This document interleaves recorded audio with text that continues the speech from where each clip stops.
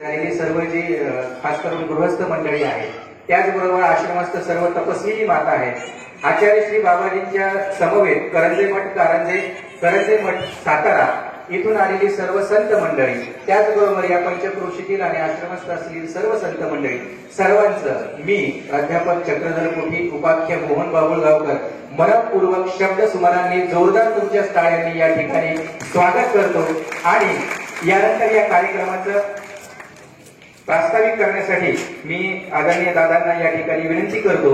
तत्पूर्वी जिल्हा महानव समितीचे सचिव यांचं स्वागत करण्यासाठी माझे स्नेही आदरणीय ईशानिष्ठी श्री अर्जुनराज दादाजी नांदेडकर यांना मी विनंती करतो की आपण स्वागत करण्यासाठी व्यासपीठावर यावं। त्यांच्यासोबत आमचे आदरणीय स्नेही दिव्य मुनीजी आराध्य यांनाही विनंती आहे आपणही व्यासपीठावरती उपस्थित व्हावं। ग्लोबल महानुभाव संघाचे अधिकृत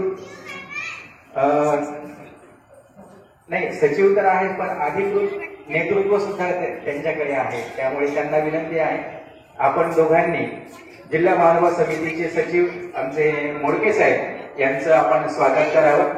जोरदार टाळ्यांनी आपण या स्वागतामध्ये सहभागी होऊया आणि यानंतर मी या कार्यक्रमाचं प्रास्ताविक करण्यासाठी तुम्हा सर्वांच्या जोरदार टाळ्यांनी विनंती करतो महात्मा श्री सुदर्शन मुनीजी कपाटे। जोरदार टाळ्यांनी त्यांच्या विचारांचं आणि त्यांचं स्वागत करूया।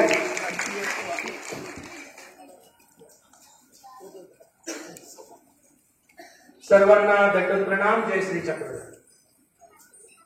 विश्वशांती ज्ञान यज्ञ सोहळा उद्धरण अस्थिपरी मूर्ती ज्ञान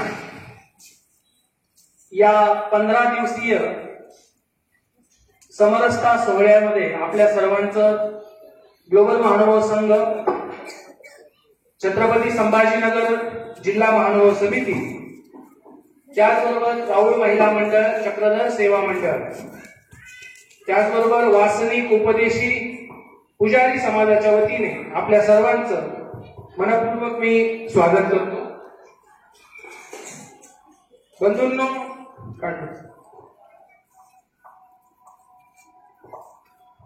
बंधूंनो,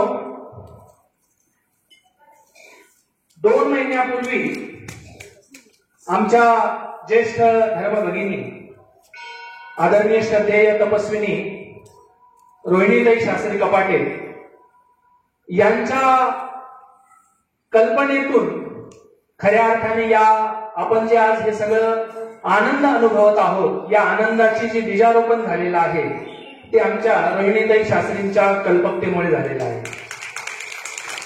सहज आम्ही बसलेलो होतो, शास्त्रीबाईजी म्हणले की आता 23 मार्च येतोय दादा, आता काहीतरी आपल्याला नवीन उपक्रम करायला पाहिजे। म्हणलं सांगा बाई काय करायचं।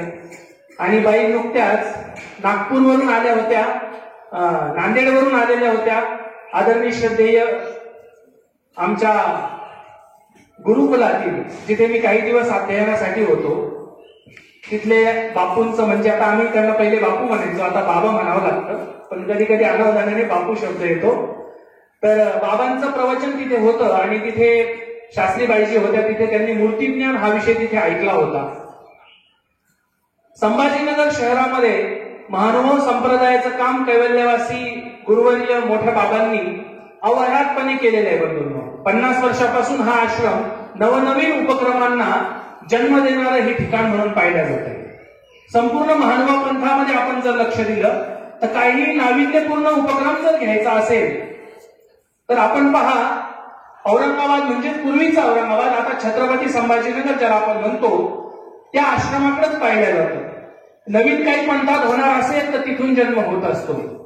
एक प्रकारे या नागराज कुळामध्ये विश्वशांती ज्ञान यज्ञाचं जे काही पताका आहे ही सर्व दूर, अगदी पूर्ण महाराष्ट्रभर म्हणा, उत्तर भारतात म्हणा, सर्व ठिकाणी कैवल्यवासी गुरुवर्य मोठ्या बाबांनी फडकवलेली आहे।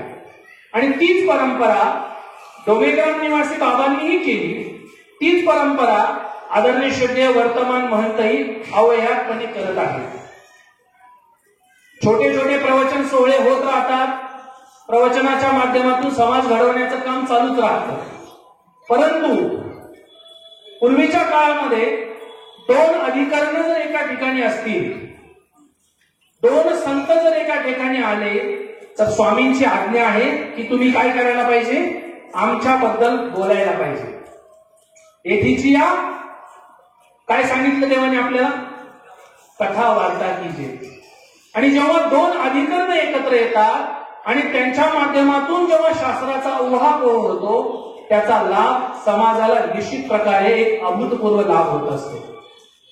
आणि हा लाभ आपल्या वाट्याला यावा.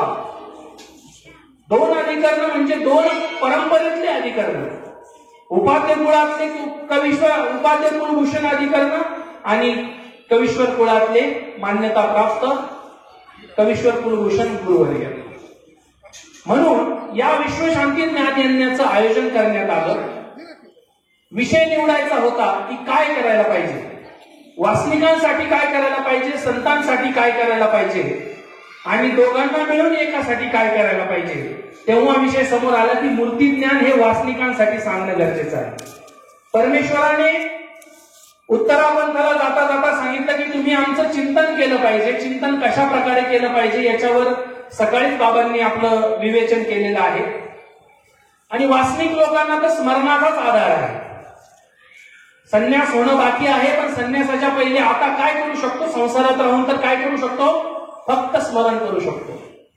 मग स्मरण कसं करायला पाहिजे, मूर्ती आठवायची म्हणजे नेमकं काय करायचं, भगवान श्रीकृष्ण चक्रवर्तींना आठवायचं म्हणजे कसे होते माझे देव, भगवान श्रीकृष्ण चक्रवर्ती कसे होते. आता आपण फोटो पाहतो, मूर्ती पाहतो, मूर्तिकाराच्या कल्पकतेतून मूर्त्या पाहतो, AI जनरेटेड फोटो पाहतो, कुठं राधेचा कृष्णासोबत फोटो पाहतो, कुठं रामासोबत कृष्ण पाहतो. परंतु वास्तविक कृष्ण कसा आहे, वास्तविक मायापूरधारी भगवान श्रीकृष्णाचं रूप कसं होतं, हे शब्दाच्या सामर्थ्यातून, शब्दाच्या माध्यमातून, शास्त्राच्या आधारातून उहापोह होण्यासाठी म्हणून आणि हे सर्व आपल्याला श्रवण करायला मिळावं म्हणून या ज्ञानयज्ञ सोहळ्यामध्ये मूर्ती ज्ञान हा विषय घेण्यात आला. आता मूर्ती ज्ञानाच्या आधी परमेश्वर या सृष्टीमध्ये येतात आणि प्रेमाचं आणि ज्ञानाचं दोन्हीचं कार्य करतात. यावरच मंथन झालं पाहिजे, कारण की आम्ही प्रेममार्गीय सुद्धा आहोत आणि ज्ञानमार्गीय सुद्धा आहोत. वासनिकांना याबद्दल कळावं, संत लोकांना याबद्दल कळावं म्हणून आदरणीय श्री गुरुवर्य बाबाजींच्या निरूपणातून उद्धरण हे प्रकरण निवडण्यात आलं. स्वामी श्री चक्रधरजी गेले, जसं वडील आपल्या मुलाला सांगतात, सकाळीच बाबांनी उदाहरण दिलं, वडील मुलाला सांगतात की बाबा आता मी चाललो आणि तू आता कसं राहिलं पाहिजे. समाजाने आपल्यावर बोट ठेवू नये, समाजाने आपल्याला रागवू नये, समाजासोबत विरोध घेऊ नये म्हणून कोणकोणत्या गोष्टीचं तू पालन केलं पाहिजे याचं प्रत्येक बाप आपल्या मुलाला शिकवणी देत असतो. तशीच शिकवणी अस्थिपरी या प्रकरणाच्या माध्यमातून आपण सर्वांनी कसं राहायचं आहे, आजच्या काळात 800 वर्षापूर्वीचा सिद्धांत कसा आचरायचा याबद्दलचा उहापोह त्या अस्थिपरीच्या माध्यमातून आपण आदरणीय श्रद्धेय सातारकर बाबाजींच्या निरूपणातून आपण या इथे ऐकणार आहोत. आणि ते 3 विषय निवडले आणि 15 दिवसाची पोथी. पहिले ठरलं होतं 11 दिवस करूया, परंतु आग्रह असा झाला की नाही आपण 15 दिवस मिनिमम ऐकलं पाहिजे, कारण की कोणत्याही गोष्टीची सवय लागायला 21 दिवस लागतात. आता सकाळी आपण 5 वाजता जर ऐकणार आहोत, पहिलं सत्र आपण 5 वाजता घेतो, 10 वाजता एक सत्र, परत 8 वाजता एक सत्र. आपल्याला वेळेची मर्यादा पाळत नाही. आपण पहा, तुम्ही आजही पहा, आपल्याला जी वेळ दिलेली असते ती आपण पाळत नाही. म्हणून एक वेगळाच वेळ याच्यामध्ये आम्ही ठरवलेला आहे. आपण नॉर्मल जे पंथातले कार्यक्रम होतात ते जास्त बघा, सकाळी 9ला सुरू होतात, 12ला संपलं, दुसऱ्या लगेच घरी गेलो.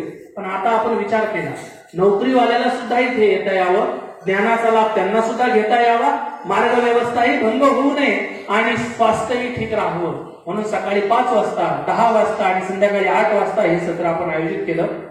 आपण सर्वजण या सत्राला आलात त्याबद्दल संस्थेच्या वतीने आपले सर्वांचे आभार मानतो.